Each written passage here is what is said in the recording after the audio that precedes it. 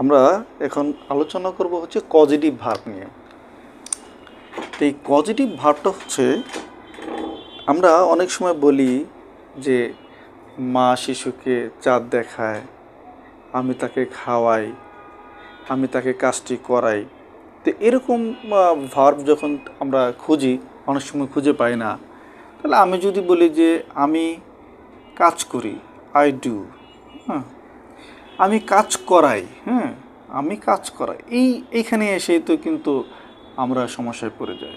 কাজ করাই তার মানে অপরের দ্বারা যখন কাজটা হবে, নিজে না করে অন্যকে দিয়ে করানো, এই যে ভার্বটা না করে অন্যকে দিয়ে করানো, এটি হচ্ছে পজিটিভ ভার্ব। তো এখন আমরা একটু কয়েকটা এক্সাম্পল দেখি। এক্সাম্পল দেখে আমরা বলবো যে প্রথমে হচ্ছে দেখি আমরা মাদার সিজ দ্য মুন। মা কি করছে? চাঁদ দেখছে। এখন মা তো চাঁদ দেখে, কিন্তু যখন মা শিশুকে চাঁদ দেখাবে তখন সি হচ্ছে দেখা। এটার যে পজিটিভ ভার্ব সেটা হচ্ছে শো। তাহলে আমরা যদি বলি যে মা শিশুটিকে চাঁদ দেখায়, তাহলে mother shows the baby the moon. ঠিক সেম আমি যদি বলি, এখানে যদি মা বলছে মাদার ওয়াকস অ্যাট মর্নিং, মানে মা সকালে হাঁটে। এখন এইটাকে যদি বলে যে মা শিশুটিকে সকালে হাঁটায়, তাহলে কি হবে? এখানে mother walks the baby at morning. ঠিক এরকম আমি যদি বলি birds fly in the sky, birds তো নিজে নিজেই উড়ে, তাই না?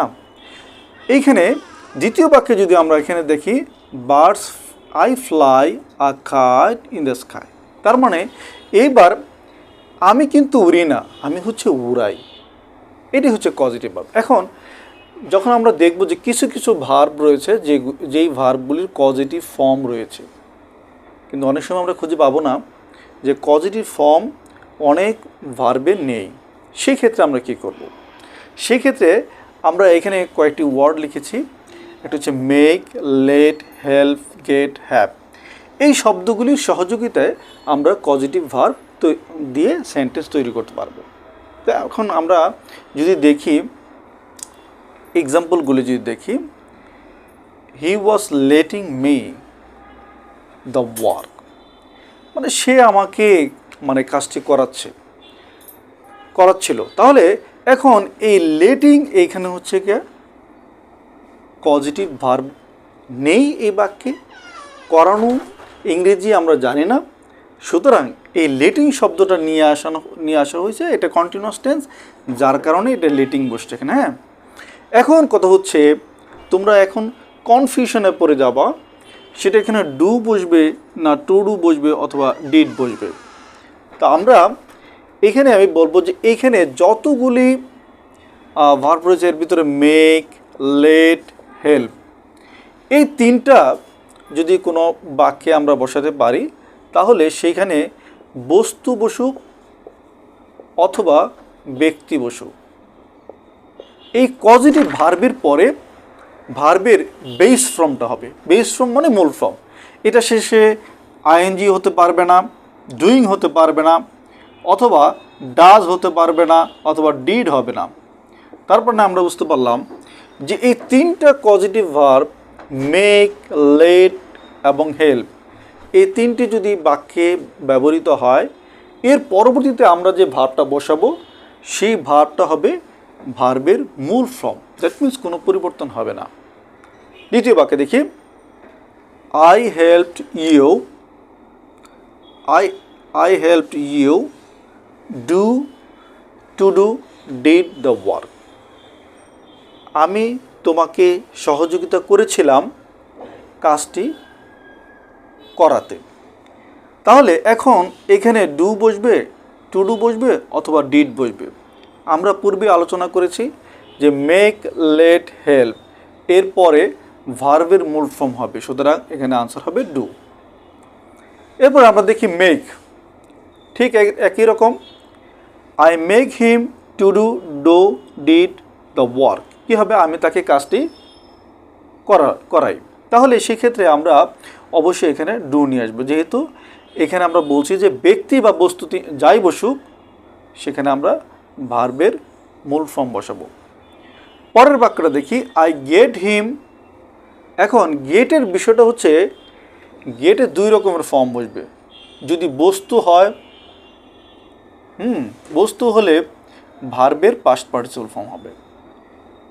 আর যদি ব্যক্তি হয় তাহলে টু প্লাস ভার্ব হবে। এখন অনেকেই তোমরা ভাবছো যে আই গেট হিম ডু দেব অথবা ডিড দেব, কিন্তু প্রকৃতপক্ষে এখানে যেহেতু গেটের পরে ব্যক্তিবাচক একটি প্রনাউন রয়েছে, সুতরাং আমরা টু ডু বসাবো। পরের বাক্যটা দেখি, I have the cloth two wash or washed. এখন এই গেট এবং হ্যাভ এই দুটির ক্ষেত্রেই যদি বস্তু চলে আসে, এই বস্তু আসলে ভার্বের পাস্ট পার্টিসিপল ফর্ম হবে। সুতরাং এখানে টু ওয়াশ না হয়ে ওয়াশড হবে। যদি হ্যাভের পরে ব্যক্তিবাচক আসে তাহলে ভার্বের বেইস ফর্ম বসবে, কোনো পরিবর্তন হবে না। তার মানে এই গেট শুধু ব্যতিক্রম। গেট আসার পরে যদি ব্যক্তিবাচক কোনো প্রনাউন আসে অথবা নাউন আসে, তখন আমরা টু প্লাস ভার বসাবো, টু প্লাস ভার। আর গেট এবং হ্যাভের পরে যদি বস্তুবাচক আসে তাহলে ভার্বের past participle form. Make, let, help এরপরে ব্যক্তিবাচক আসুক অথবা বস্তুবাচক আসুক, যাই আসুক, ভার্বের পাস্ট পার্টিসিপল ফর্ম বসাতে হবে। তাহলে I have the cloth wash or washed, এখানে আনসার হবে ওয়াশড। এখন আমি তাকে দিয়ে কাপড়টা ধোয়ালাম, আমি কিন্তু নিজে ধুইনি। আই হ্যাড হিম, একই কথা, এখানে আমরা বলছি যে হ্যাভ ভার্ব। হ্যাভ ভার্বের পরে কি আছে, ব্যক্তিবাচক একটি প্রনাউন রয়েছে। ব্যক্তিবাচক প্রনাউন থাকলে টু ডু বসবে না, ডু বসবে না, ডু বসবে। দুইটা অপশনই আমরা একই লিখেছি, তাহলে ডু বসবে, এখানে ডিড বসবে না। তৃতীয় নম্বর বাক্য দেখি, আই হ্যাড মাই হেয়ার। আমি চুল কাটি না, আমি চুল কাটাই। তাহলে আমি চুল কাটাই, এটা ইংরেজি কি, I had my hair two কাট হবে না কাট হবে?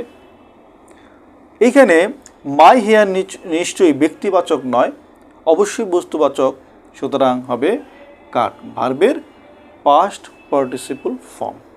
আশা রাখি পজিটিভ ভার্ব নিয়ে আমাদের যে টেনশন, যে আমি করি না করাই, আমি খাই না খাওয়াই, এরকম বাক্য আমরা গঠন করতে পারবো।